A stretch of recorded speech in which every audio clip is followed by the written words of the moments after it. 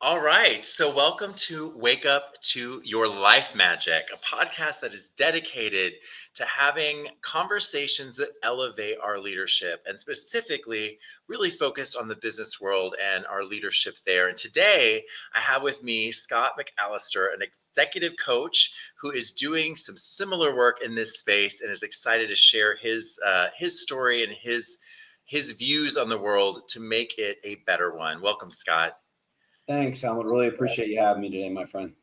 Yeah, I'm so glad to have you here. There's so many great things that you've done in your life experience as a leader. Now you're as an executive coach. Tell us a little bit about what you do and who you help and serve. Yeah, so I work with senior executives. I help them to navigate through large change and transformation for their career, which could mean a big new executive job, a big promotion, leading a big transformational program, which is I did a lot of those in my own career, as well as those folks that are hitting a point of their career where what used to fulfill them just isn't lighting them up anymore and trying to figure out what's next, but aren't sure what that is and help people to navigate through that. So I like to say that I help prepare people for the boardroom, but also get in touch with their soul. So there's the professional work, but there's some of the deeper work that can unlock for them both professional success, but also greater fulfillment in their life. Yeah, I love that. As you mentioned that, I think about that as you grow up, when you're going to grow out, you kind of go, wait, who am I now? What do I want to be when I grow up? Right. Yeah. Well, thank you so much for that. Now, I want, for those that are listening in, a lot of people, we're in the corporate world and we're looking for the things that are going to encourage us, excite us, elevate our vision for what we're doing.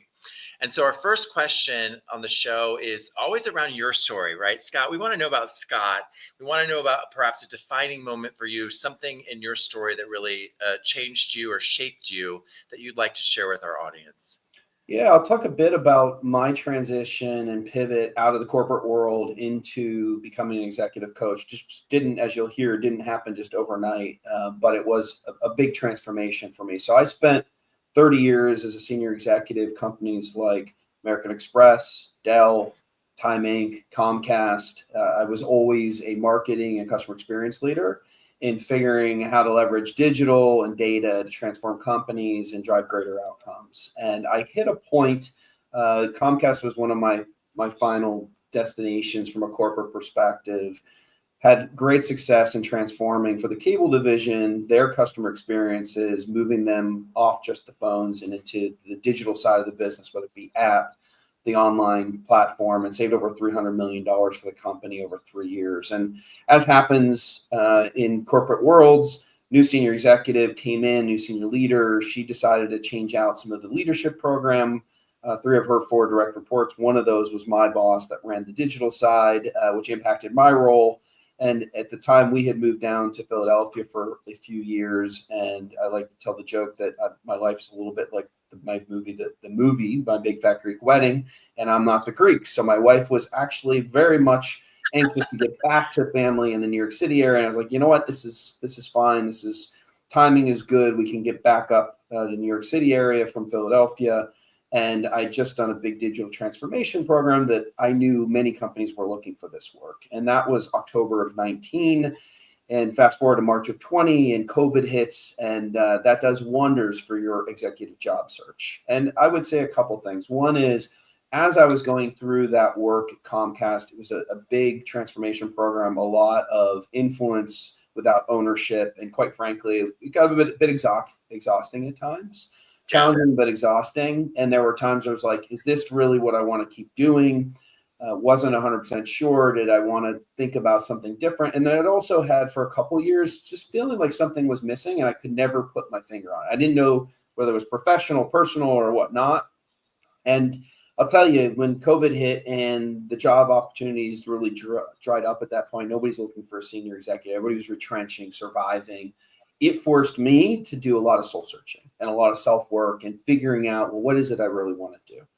So one of the nice things was, and I remember my HR guy when he showed me my package saying, listen, we got you the Rolls Royce of executive coaches to help you through this process. And I just been hit with the package. So I was a little bit cynical of that, but I did have a phenomenal executive coach that runs executive coaching for Challenger Grain Christmas, which is one of the large outsourcing shops.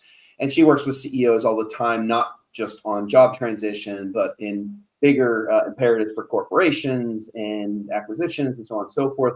And I started picking her brain. She was a former Goldman Sachs executive. And how did you get into coaching? How did this happen?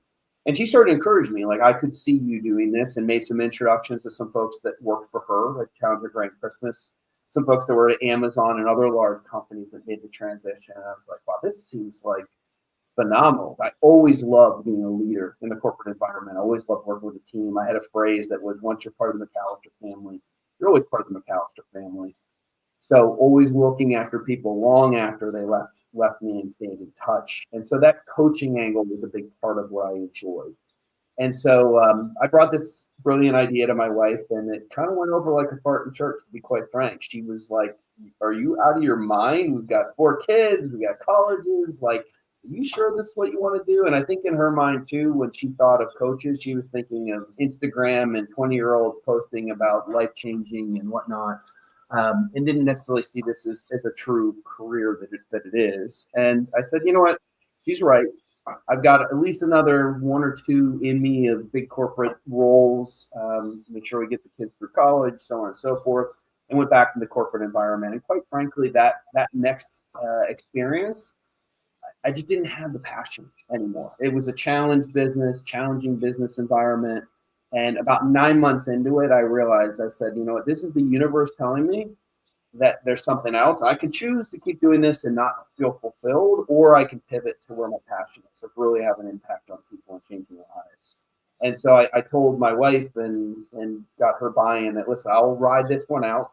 And when this role ends, I'm going to go and start my coaching business, which 9 months later, after I think it was my 4th transition of leaders, that's when it happened. We agreed to disagree, took a package, left the organization, went to coaching school within 2 weeks, started my coaching school experience, and launched my business about a month later, which it'll be almost 2 years on Labor Day, right after Labor Day, that I launched the business. And I just haven't looked back, man.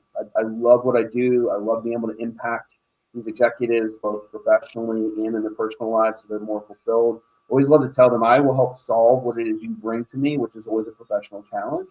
But if you haven't transformed into a better person through the process, I'm not doing my job. So there's just something about working in your flow that it doesn't feel like work anymore, and having that impact on others really just fills my cup. And so I found my calling, and really love what I do. I'm so glad for that. I will say, it's so two thoughts from that. One is the pandemic, right? So any of you all are listening, we all went through things in the pandemic that I think are still playing out today, right? The world stopped and we all started asking ourselves questions. And I think that a lot of us came out saying we want something deeper, more meaningful, purposeful. And so the second thought I had about that is, our challenge and your challenge, if you're listening, if you're in the corporate world, is how do you shape and make your world in corporate full of passion and purpose, right? Because we're all feeling this sense of like, I want to do something meaningful with my work. And if you don't feel that in your corporate job, you're either going to leave it or you're one of the leaders that gets to make that job, make that environment one that people are on fire for. And so I know your work, my work, Scott, is really focused on helping leaders to do that in the corporate environment. The second question that I like to ask is really looking at your vision. So Scott, as we think about, I want people to get inspired by the fact there are other people out there that are striving for something. What kind of world are you trying to form or create, or do you see that you're really looking to achieve in the work that you do? Yeah, I think there's a core thesis that I have that informs kind of my approach to the way that I coach, and that is that we are living in an ever-changing world that it's just that change is accelerating. And it is with AI, geopolitics, so on and so forth. And it is creating chaos. It is creating challenge. Each of our leaders are, because of stress, what happens in stress response? We go to default behavior. Default behavior is never our best behavior. And it almost creates like a scrum of bad behavior amongst many of the executives. And I think one of the ways to solve for that is for leaders to stay rooted in their leadership, in their vision, in their values. And so I'll talk a lot about the North Star approach and focus of helping people understand what's their North Star. And for leaders, it's not just what's their North Star, but what is the North Star that they're passionate about, but they know they can get others passionate about as well, right? I think that if we reflect on our corporate careers, we've been in some big successful organizations. The places where we did best, we usually had a leader that inspired us, right? And helped us to see something bigger than ourselves, and felt we were having an impact that had some sort of importance. And so helping people to craft that vision, I think, is really critical, but also being rooted in their values. So what are the values I hold that helps them to make decisions of, is this in alignment with my values? Is it not? It also helps me decide how I want to show up every single day. And then also helping them understand what are their core strengths so that they understand where they can get that lever point, that leverage in the work that they do. And also where they don't have strengths, how do they bring in the right people in to surround them to be more successful? And in having that, I've got a methodology called the CVI method, which is all about clarity, vision, and then plan for impact. That clarity step is all about getting rooted and grounded so you can set the vision that you get inspired by and impassioned by. And then the impact portion is putting a plan together that will actually help make that real. And given my 30 years as a corporate executive, I've presented to the board in the boardroom. I've walked the hallways. I know how the politics work. I know how transformation and change gets done in these places. So helping be that sounding board and that advisor that can help people, executives, to successfully make it through and drive the outcomes that are important in the face of all that chaos and stress. Bringing calmness, being a more rooted perspective and clarity. I think that's the core of what I want to do. And the outcome from that is it's a little bit of a butterfly effect. If I'm coaching a senior leader and they are more rooted, right, and they got a clear vision, that has a butterfly effect on the people that work for them, the people around them. And so it's kind of setting impulses, think almost like the stone that goes into the water and sends the ripples. It's a little bit of that as coaches. And in certain cases, my individual clients, executives will hire me to then coach their team around that same transformation and change. And then that ripple becomes bigger. And my ultimate vision is to do things like writing books and being out and speaking, which I do, to help to inspire, to have broader impact, to continue to send those ripples out. No, that's awesome. And let me say that it's going to be greatly to my secret question, which is my favorite question on the show. So Wake Up to Your Life Magic, right, is a book calling for spiritual awakening, right? Calling basically that in the world of AI, in the world of tech and our ability to replace humans for tasks that we don't really love to do, right? Like we don't necessarily love working in a shipping yard. Great, get a machine to do it. The most important element of our humanity is what you kind of refer to, this North Star, this spiritual purpose, this why am I here on earth? What is the purpose of business, right? But to love one another. Originally, right, we use it to love. We then use it to conquest and fight over values, right? But it's truly having common values or a common belief in let's just call it a unifying belief in love, right? That every faith, everything that's moving us forward, whatever your name for it is trying to move our experience here forward, right? In love for one another. And it's kind of like the last part of the closet we don't get out of, right? So I can talk about, being Germanic, or I can talk about being African. I can talk about, where I'm from. I can talk about my orientation, but our spirituality, we leave in the closet when it's the root, you refer to it, Scott, right? What are you rooted in? What are your values from, right? It's such an important part of business. So my question to you, my favorite question, is just what's your take on spirituality in the workplace, and how do you feel like it evolves into leadership and leading teams in a corporate setting? Yeah, I think that faith is an important element for a leader of what do they believe in? What is their faith system? I'm a Christian, personally, Greek Orthodox. I converted over after I married my wife. And that sets a lot of my value system and what's important, and things like generosity for others and showing up in a positive way. And to use your word, to use love, which is interesting because that word is like a trigger in the corporate environment of like, it's almost like it's a negative thing. But if we think of it in words like empathy or caring or generosity, those are all just words that come down from love. I would argue that if people are showing up true to their faith, they're going to show up in that love that you just described.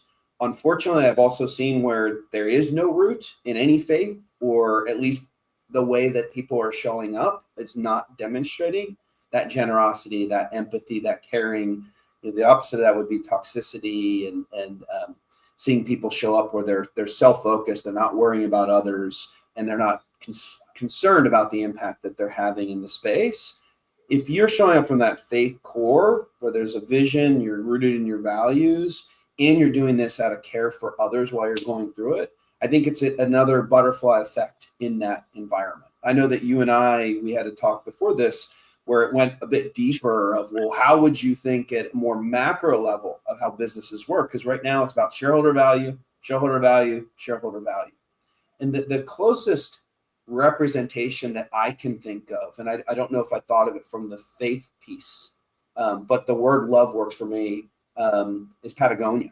It is a love for our earth. It is a love for nature and outdoors, and everything they do is an expression of that love, right? Sustainability, the products that they give, like they're still selling, their products are so well constructed that when people are done with them, they want them to bring them back so they can sell them to other people, so the sustainability keeps there.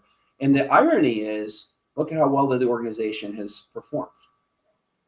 It's rooted in that love and clarity, and the vision is so clear on why they're doing things that anybody that's working there knows that. And I think Ben and Jerry's ice cream is another. They sold to Unilever years ago, but I think still stay true to their root around caring and fun and sustainability and working with real farmers and allowing people to be who they are in that fun. Like that, again, when somebody is able to show up as their true selves, authenticity is a very important thing. That's one of my values. And I'm an Enneagram 3. If you're familiar with the Enneagram 3s tend to be very achievement oriented and they're chameleons to be successful. And I'm a reformed Enneagram 3 that's showing up in authenticity. If we can show up truly authentic and doing things that are in our flow, will be so much more impactful and more powerful. And I think a place like a Patagonia or a Ben and Jerry's, because they are so rooted in the way they are, they attract people that can be in their authenticity, who can then be in abundance. And when you are in abundance and you are in your flow, you can't help but be impactful, and good things in abundance come back accordingly. Yep. That's awesome. A couple of thoughts that, move to the B Corp, right? The B Corp is the model they have.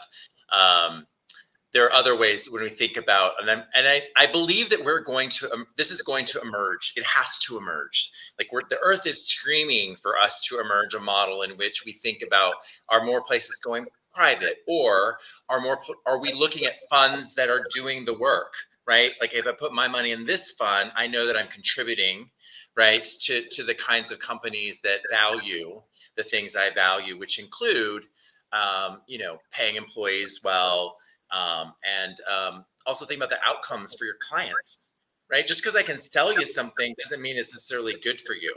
Yeah. But this faith element, we get scared about it because we've been so like, let's not talk about it. But I can tell you right now that when I knew my leader had a faith basis that was all embracing, right? So you couldn't be like a Christian that doesn't love other people. It had to be like a Christian that loves others. Then I was excited because I knew that person, what they worked out of, and I could bring questions that were deeper to that leader. And I worked harder for those leaders, and I trusted them more. Because I could have hard conversations, with them about moral issues, because we see them all the time at work, right?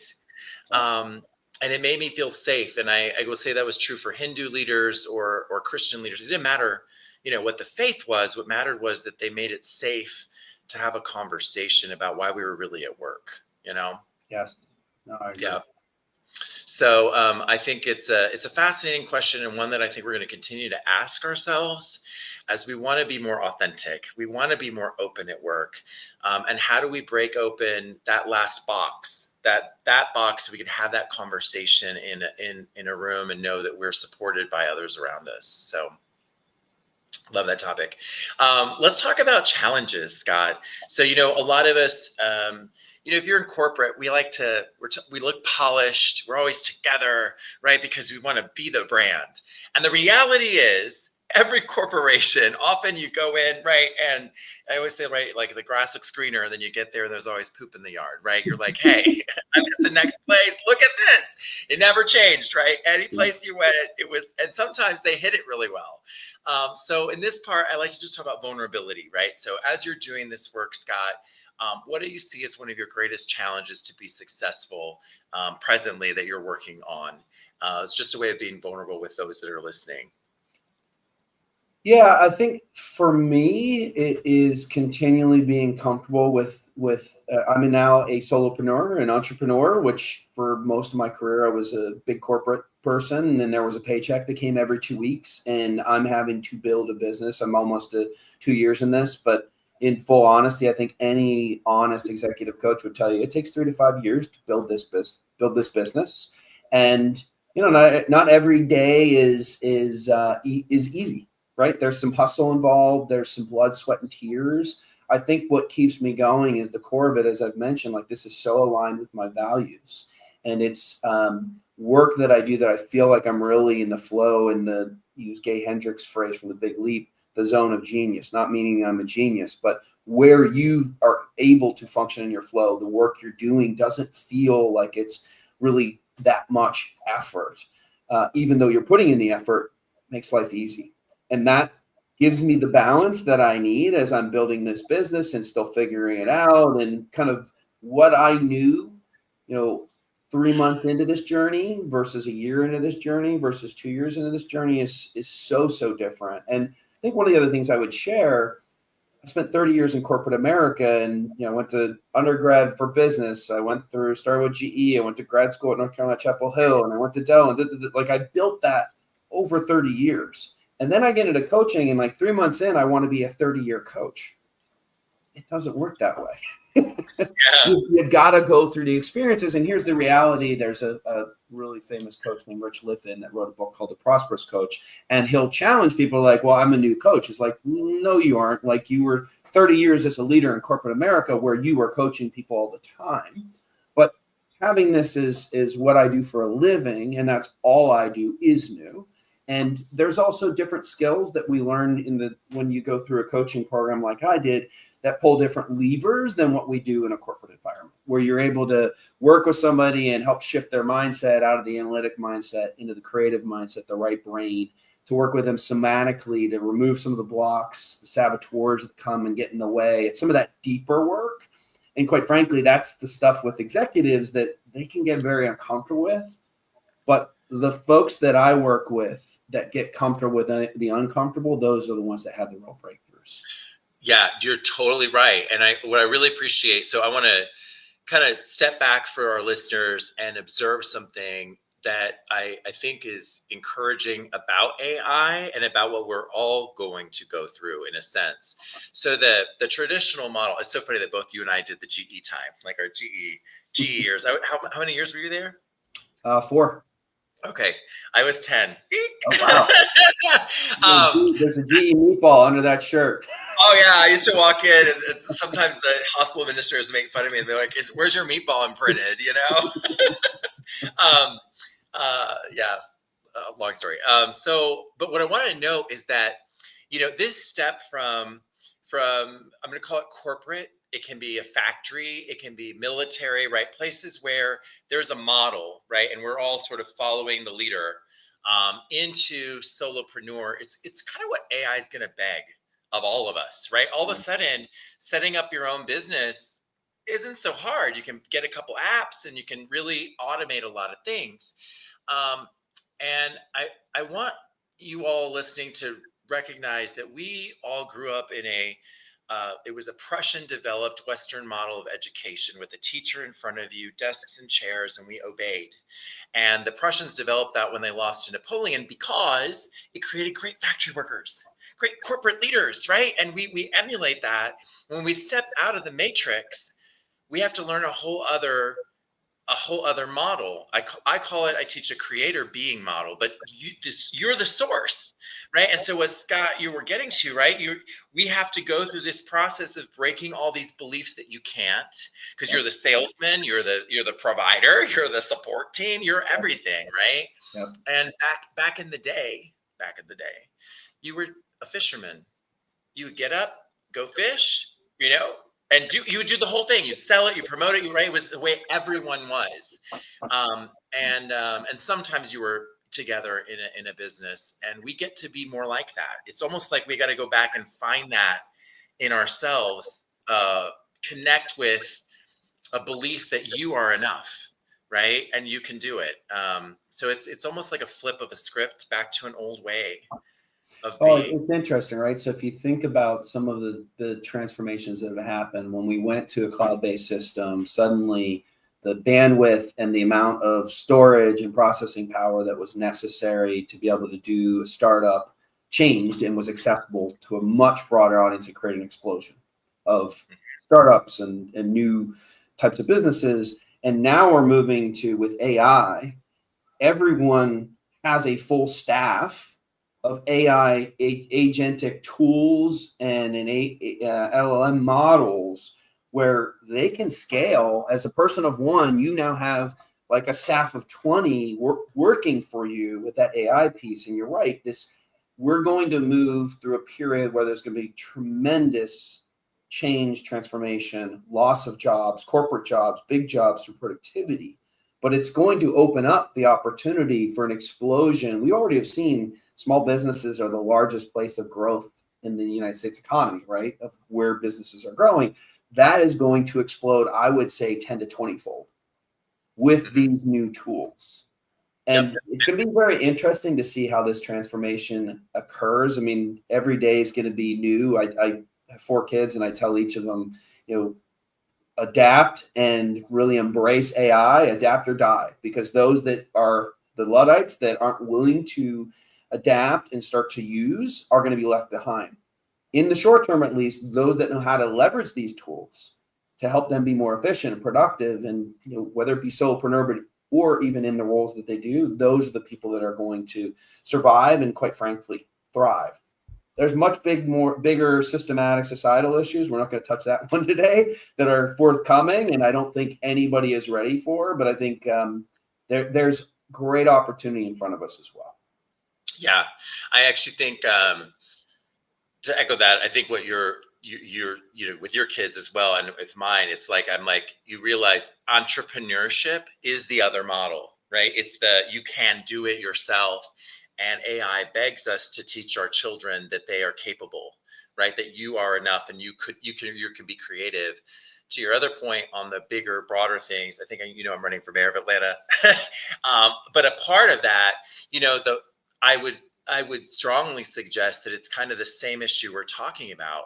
If we're not being spiritual beings at work and able to talk openly about values, if that's not happening in government and in society, we're also not doing what we need to do there, right? Because these are moral questions. With the explosion of AI, what are we going to do in the human tribe? How are we going to treat one another? It's the question of our times, right? Which is why I'm asking us to all wake up, because our lives matter. And the way you as a listener feel about these topics and how you're actually choosing every day to pursue a world that you want to live in, we're all creating it together. There's no one, we're not, no one can be like, well, it's not me. I just, there's no victims here. We're all part of the soup. Yes, agreed. Yeah. Agreed. So as part of the soup, Scott, what I love is that you have this beautiful history. And I'd like you to close us out with sharing a gem, something that you learned along the way that you wish someone would have told you earlier, that really helped you, and that you would like to kind of share as a gift to our listeners that want some inspiration. Yeah, I think one of them is I did do a tremendous amount of transformational work and innovation, product building, experience building, so on and so forth. And the interesting thing I always found, and this is one of the elements of my coaching practice I always try to bring to leaders, the work is hard, like building the thing or creating the experience or whatever it may be. But that's not actually the hard part. The hard part is bringing people along for the change. Mm. It's how do I understand who are my influencers, both formal and informal? How do I bring them along for the change? How do I set a vision I can inspire people by? How do I put the right team in place to help me get there? How do I communicate what's going on as I'm going through that process so everybody's in the loop and feeling part of it? And that's what gets lost. I hear a lot of times people in that middle of the career that'll say, like, I'm not getting promoted and doing all the right things. I'm having all this impact. And I'm pretty clearly hearing they're not worried about it's not just what you do, it's also the how you do it, how you bring people along, and are people even aware? Like when a tree falls in the forest, is any if no one's there, does it make a sound? You have to make people aware of what you're doing. It's the same thing in transformational work.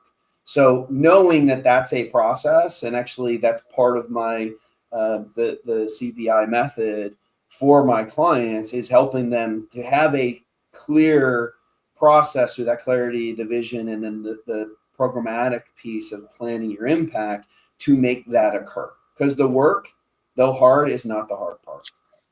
Yeah, it's so funny. Part of that, I thought of that. You got to toot your own horn, right? So it was. I always remember that. I actually particularly learned that at GE because we both have that experience. But I learned like you kind of have to say, "Hey, I've got an idea. Who likes you?" There's an enrolling process, right? And then there's a visibility, like because to your point, the tree falls and no one knows. Like, what's the point? That's great advice, though. I think a lot of young people don't realize that that's part of it. There's this whole people side to success. That's really great wisdom. So thank you, Scott. Thanks for joining. Thanks for having Appreciate me. your time. Absolutely. I want to thank you all as listeners. Remind you, check me out on wakeuptoyourlifemagic.com. You can learn more about the book and do your part. Ask yourself, where do you need to wake up to make the world that we will be proud of, we'll be proud to hand our kids, and that our ancestors lived for. Thank you guys so much. Have a great day.